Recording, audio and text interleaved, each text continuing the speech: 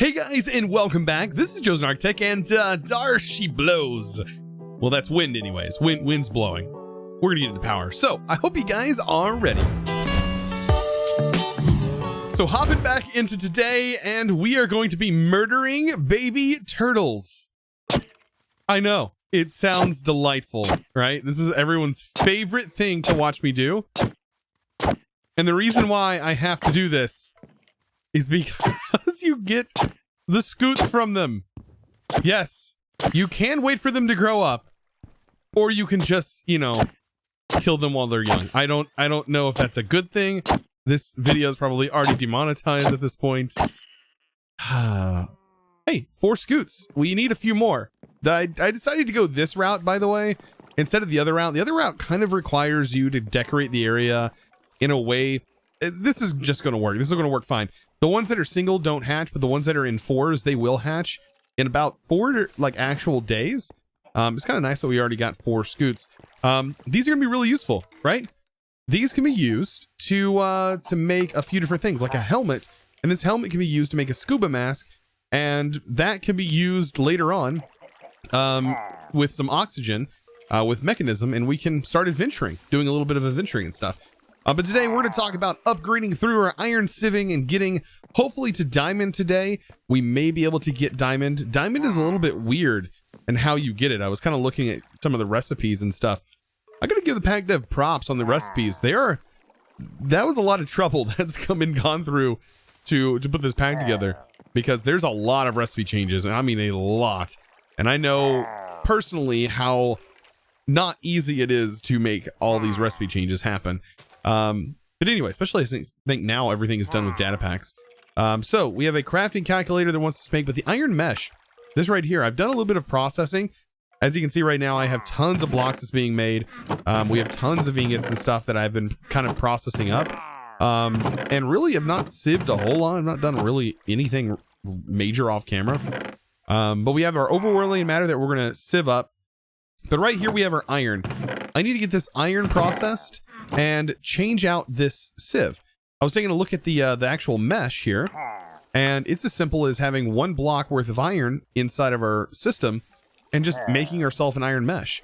Now, keep in mind, we will use this later on to make the diamond mesh. So really, you don't have to upgrade. I think there's also, was there some other use cases for it? I really don't think so. I think this is literally it. So really, you probably get by with just upgrading this sieve that we currently have and moving on from there. I think once my overworldly matter's done, I'll be able to go from there and get some things done. But yeah, I would love to get some adventuring done. Like, I want to do that, but we're kind of limited to our bubble right now, simply because we don't have the equipment to breathe underwater for an extended period of time. Once we do have that, we will be able to adventure more. Of course, we can drink bottles that give us about 3 minutes.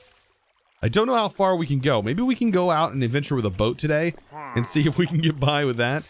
Also, an iron golem is going to be very helpful for clearing some of the mobs that are up top there. I did see that as a quest line as well. So definitely giving ideas. But yeah, I think progressing through this is going to be well worth it. We are going to get some gold and some other things. So we'll let this finish up and we'll go ahead and get this made. So iron is all melted up and we're ready to cast this bad boy and go ahead and actually upgrade and start getting gold. It's not really going to help on our iron collection rates, but it will give us, like, I believe it's silver, and we're also going to unlock the ability to get gold. So there we go, iron mesh. Yeah, so right here, silver and gold, and that of course is going to allow us to make electrum later on down the road. So I've got a lot of sieving to do, a lot of heavy sieving to do, to be able to get to these new materials. So I'll be back after I sieve a little bit. So I now have enough of the scoots after murdering a lot of these guys. As you can see, some of them have hatched. Earlier there's a whole bunch that had hatched, so I have plenty of them now. And I'm going to use this to make myself a helmet. And you're probably going to want to make one too, because this gives you water breathing. Yeah, we now have water breathing, which means, we now can breathe underwater. Problem, though, we're not like the fastest swimmers in the world, but like at least we have water breathing, which is really nice. Why is this TNT guy, like, that is the worst place for you to possibly be? I don't know if they destroy your stuff when they explode. You know, it's so nice now that like we can swim underwater. Look how cool this is. Ooh, we need to maybe get some exploring stuff. Like, I know some people said like don't invest in the sea moth, but if the sea moth helps us go fast, like it might be worth it so long as we wear the helmet. Oh wait, does that take damage? Does that take damage as we're underwater? Oh, I noticed the turtle shell is gone. What? Oh, they don't last forever. Oh, that's a bummer. So you know what? While we're waiting on all of the stuff, like I'm making some bronze, I'm making a few other things. Let's go ahead and try and explore, right? I think we should. I'm gonna just make myself a set of iron armor. I think that might hold us over for right now. So long as, yeah, looks like we can make a set of iron armor like this. That should do us okay. I got rid of all of the stuff that was in my inventory because I don't want to lose them. But hopefully this will be enough to get us by temporarily and let us do a little bit of exploring. So up here, if we just kind of scour the surface, you know, we have a lot of like buildings and stuff, you know, that we can probably adventure to. Doesn't look like there's anything that's going to really shoot us. I don't think that's a sword. Nothing underwater should bother us while we're on a boat. That is a lot of bone. Like, this was something I wanted to come over here and like excavate. Oh yeah, definitely, potentially. Ooh, ancient remains. Potentially worth investigating. That looks like there may be a spawner in there. Ooh, there's a gold block. Definitely some spawners. Okay. That could be useful though, like a spawner. Let's see. Can we attack him? What? Where did he go? He just straight up went down underwater. So maybe if we go and get a torch, we can light that up and prevent that spawner from doing its thing. And then I know what this tower is. I'm pretty sure this is one of those towers. And there is a little cheaty way that you can kind of go up above them. I'm gonna go get some torches and we're gonna see if we can't stop the spawner from working. Oh, I'm kind of excited. I like exploring. I think this might be quite rewarding. Ooh, what are these? Glowing ink sacs. Ooh, that's what drops from those things? So yeah, I'm pretty curious to see what's in this as well. But if we can get up here. All right. Lots of gold, which is really nice. So let's stop this. I know. Ooh. Toxic. Ooh, so we can't go any higher than where we're currently at. Like we can't do that. Ooh, we can't mine this. That's right. We don't have the proper tools. Ooh. Okay, so that's good to know, I guess. But the fact that we have all this bone, like I really want this bone. Now, what's in here? Another spawner. There's a creeper down there. Okay.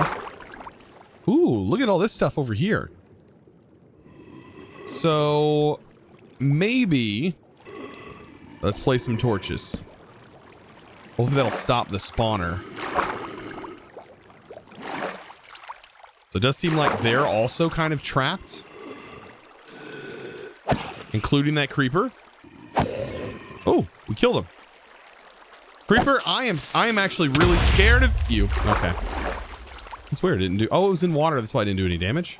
So now we have these chests. They're not like, there's not TNT underneath them, right? Not gonna get like like blown up, right? Oh boy. Okay, so we got some loots. Can't complain. Loots. What's on this? Looting and blast protection. That's not too shabby. I wonder how frequently these builds spawn, because that's kind of a nice way to get some loot there. Of course, this right here is a nice way to get some bone. Like, I am definitely going to be harvesting some of this. Oh yeah. Look at that. Now I don't have to really worry about growing crops too much. I can just straight up like force them to grow. So I just came back from my adventure. I feel like mistakes have been made. So because I want all that gold and I kind of want to see what's underneath that gold, because there might be something special hiding. This is kind of the perfect time. Like, we're like right at the point where we can actually harvest that stuff. There we go. We should have everything. Is there a thing for this? Nope. I thought there might have been a reward. We're almost done. And voila. You know, I kind of feel like maybe we should be progressing more, but I don't know. I really want to explore that whole area.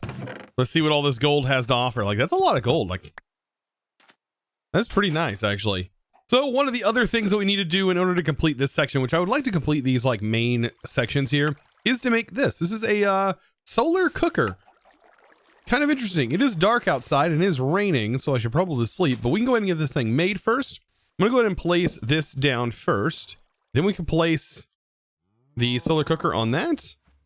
I'm gonna grab some slabs just to make this a little bit easier for me to place. But I'm wondering, like, can these go sideways like this? Oh yeah, I'm too high. Can these go like that? Are they forced on their side like this? On all directions? Make it a little bit more compact. Like that. And then place this on top. And so what we should see is we have sun. We throw this in here. Can we... I guess we cannot automate. So no automation on that, unfortunately. So let's go ahead and make the calculator. That is the other thing that's on here. This is actually a really cool mod. I can't lie. I have used it. It is fairly nice to have like an in-game calculator. Like, I believe shift right click to do the math calculator. This one's a crafting calculator. I've not really used this one all that much. Inventory detection enabled. Like, it can like do weird things. Like this. Like, it can tell you, for example, like if you have a block that requires like a lot of different things, it can sort of tell you some stuff. I don't know. It's very interesting in how that works. Let's look with the math calculator. It's so nice. And then the last thing in this list is this, the base upgrade for our backpack. And there's one of the upgrades that I kind of really want. And that is going to be the crafting upgrade. So we have a crafting upgrade. So this right here, I believe, place that inside. And now we have an actual crafting grid. So we still have a couple more things to do. Let's go ahead and open up our backpack. Let's see, this is kind of nice, right? We're going to need to make ourselves a gear because we need to make a gear cast, and we also need to make a wooden plate. I'm assuming these are how we're going to make that and cast these out. So of course, 2 pieces of gold for the 2 casts that we're going to have. And then we just place this. I hope wood works. It doesn't just like burn up and give us nothing. That'd be kind of weird actually to cast with wood. Man, I bet that would be messy. Okay, so that's done. Does it work? It works. Yeah. Hey, it works. You can't complain. And then there's a gear cast. So now we can use this to cast out gears. And our iron sieving section is complete. Oh boy. Very, very nice. All right, so the next level automation section is just about making these new pipes, which, don't get me wrong, they are pretty nice. Those new pipes are going to be definitely a little bit faster than your logistical transporters. And other things, like definitely for the fluids early on. So we will be working into getting into those, just not yet, not at the moment.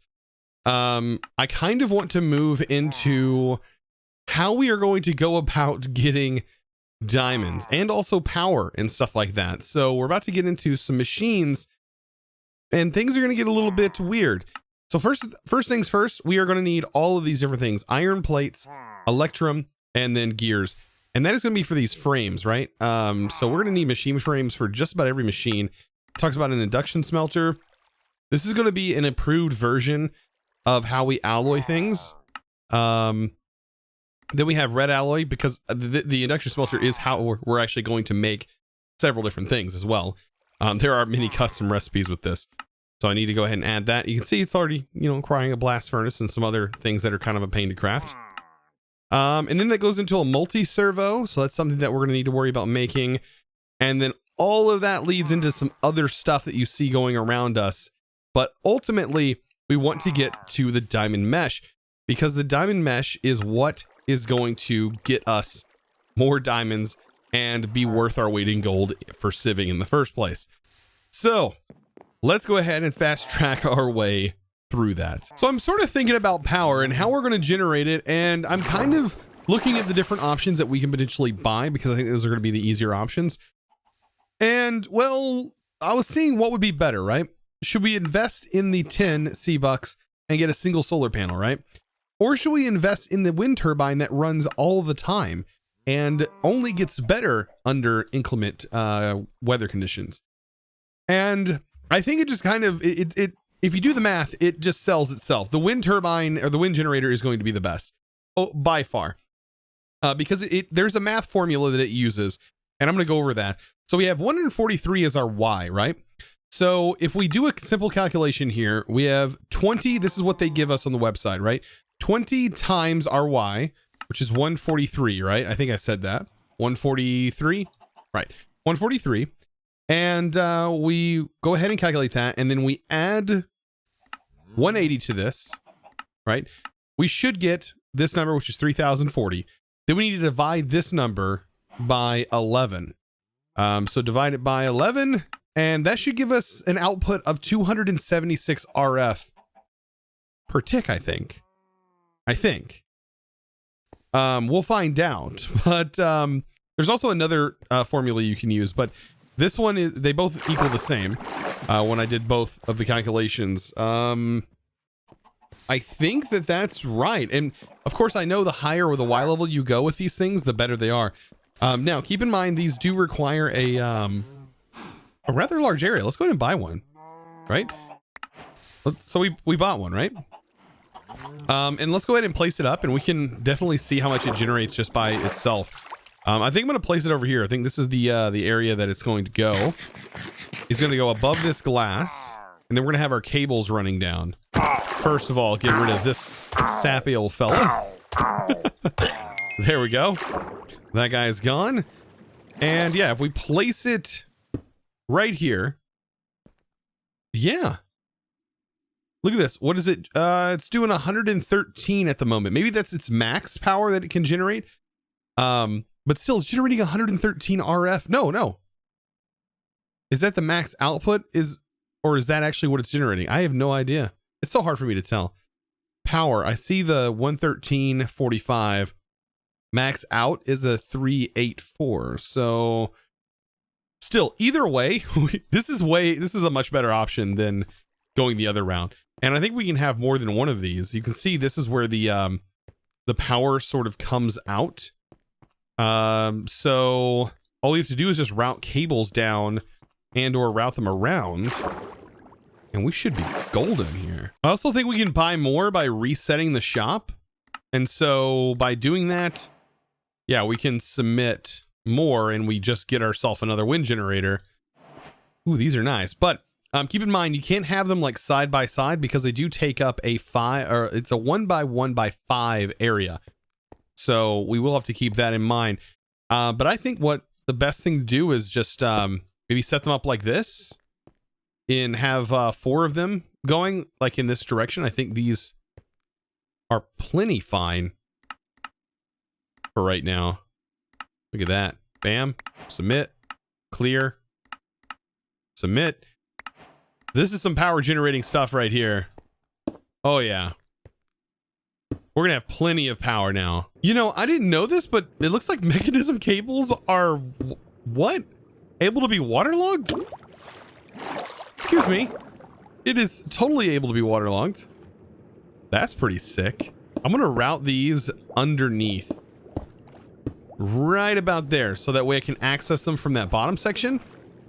But there's some power being generated right here. Oh, we gotta get down a little bit.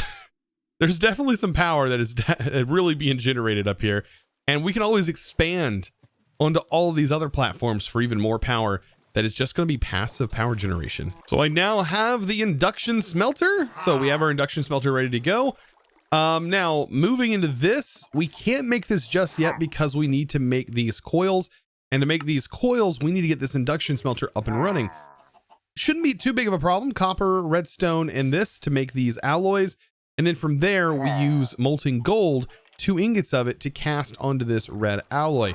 So let's go ahead and utilize this power that we now have with this induction smelter.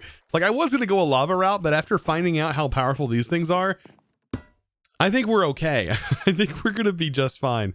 Like, these guys are producing, like, I think we're producing like close to 400 RF per tick just with the small, like, investment that we made using our coins. So definitely worth saving your coins for that small investment there. Now, let's get all the things that we need in here. It's super simple, by the way, to set this up. But I don't think we're going to have to really automate too much here. Let's see, it requires redstone, iron, and what else for this? Copper. So we can just do a whole stack. We're going to need this later on down the road anyway, so definitely worth making as much of this as possible. You just all toss that in there any different way you want. And this is slowly but surely going to start generating what we need. And when I say slowly but surely, it's we have time to do other things. So kind of good news. I guess we can go ahead and take this out and sort of, I guess we can already get the other machine made. And that could, I guess, help us with a few things. Let's see. Let's go ahead and toss some gold in. Let's see, we need a couple for right now. I guess we can, you know what? One thing we can do, now that I think about it, is we could technically semi-automate this with a hopper. And what we're going to do is we should be able to just force place an item in here with that hopper. And then so long as gold is in here of an even number, we should be able to just automatically cast onto here, as long as we have enough. I do think, though, if you have gold in here and there's nothing in this table, it will break on you, and you will end up with something you don't want. It'll basically cast a blank cast, and it is something that can be used. It'll be used later on, but it is sort of a minor inconvenience. But yeah, look at that. We're already getting the redstone flux coils. Somewhat automated. By the way, if you want to jump start your systems, you can make 4 of these and place it into the machine, and it'll make your machine faster. That is going to be one of the fastest ways you can upgrade your machine early on. But as you can see, it's not horribly expensive. It does require these flex coils that we're making, but it does require some lead gears that you have to cast out. It's probably going to be easier once we make this machine that we should have the ability to make now. We're going to need a block of iron, that machine frame we already have, and that should be about it. I think we have just about everything to make this. Should anyways. How does that hold? Does it just hold it? It holds it directly in here.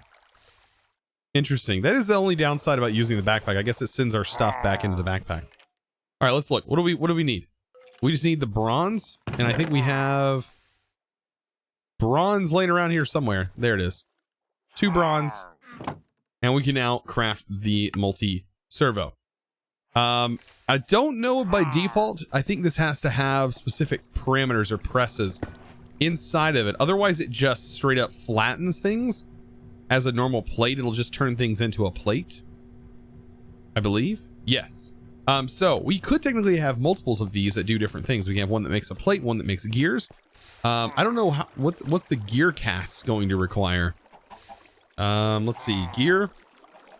And I may be jumping ahead of myself, but this is going to require Invar and then Electrum.